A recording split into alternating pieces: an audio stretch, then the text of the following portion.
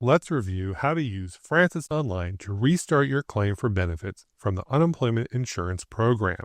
We will ask you questions based on your situation, so you may see different questions in a different order.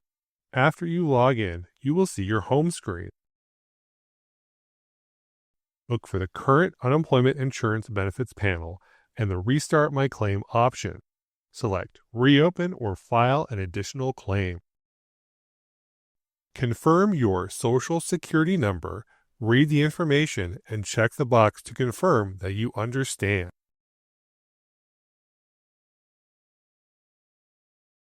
Answer the questions carefully, honestly, and accurately.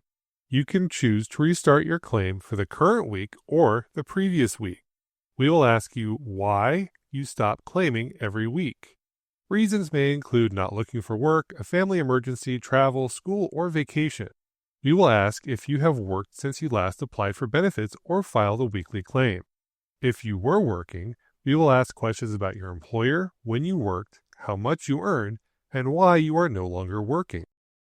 You must certify that your answers are true to continue. The summary screen will show your responses. If something is incorrect, select the previous button to go back and make changes. After you submit your request, you will be able to file weekly claims. Links with more information are below.